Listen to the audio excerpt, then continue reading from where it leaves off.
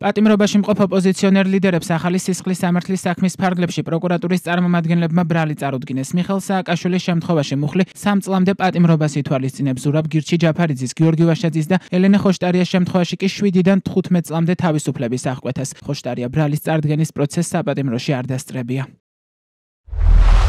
დიდი მადლობა პროკურატურას ჩემი შრომის დაფასებისთვის, სულ მიჭირდა პიარი. დიახ, რუსული ოცნების სანქცირებაზე ინტენსიურად ვმუშაობდი და ვიმუშავებ. ოღონდ ერთი შეგეშალათ. ბოლო 1 წელი კი არა, 2002 წლიდან ვმუშაობ რუსეთის წინააღმდეგ. დიახ, პროტესტში სულ ძალიან აქტიური ვიყავი და ვიქნები. წერეთ და იკითხეთ რუსებო, მაინც ვერ გადარჩებით. ტყუილად ნუ შეწუხდებით ციხეში მოსვლაზე, მაინც ვერ გეღირსებათ ჩემი ნახვა. ბოლომდე.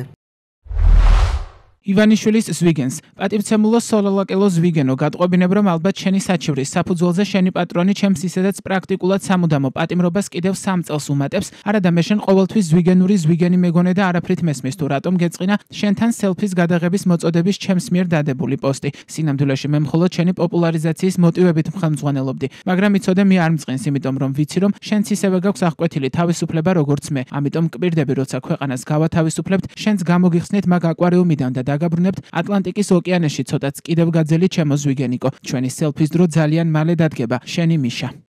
ნიკა გვარამიას, ნიკა მელიას, მამუკა ხაზარაძეს და ბადრი ჯაფარიძეს ბრალდება საბოტაჟის მუხლით წარადგინა, რაც 2-დან 4 წლამდე ვადით პატიმრობას ითვალისწინებს. კოალიცია ცვლილებისთვის დაპატიმრებული ლიდერი ნიკა გვარამია ახალ სისხლის სამართლის საქმეს სოციალურ ქსელში გამოეხმაურა.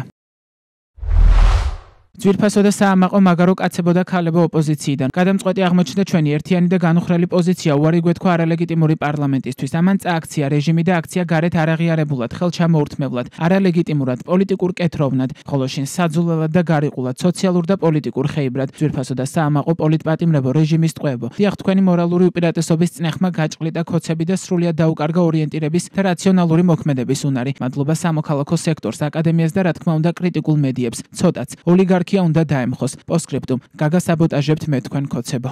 პროდასავლური ოპოზიციის წინააღმდეგ ახალი რეპრესიები უკვე მოხვდა საერთაშორისო მედიის ყურადღების ქვეშ. როიტერი წერს, რომ საქართველოს პროკურატურამ 8 წამყვანი ოპოზიციონერის წინააღმდეგ სამართლებრივი დევნა დაიწყო. ამ ნაბიჯის გადადგმა კი ქართული ოცნების მიერ განსხვავებული აზრის ჩახშობისა და პროდასავლური კურსის მიტოვების შესახებ ზარდი შეშფოთების ფონზე მოხდა.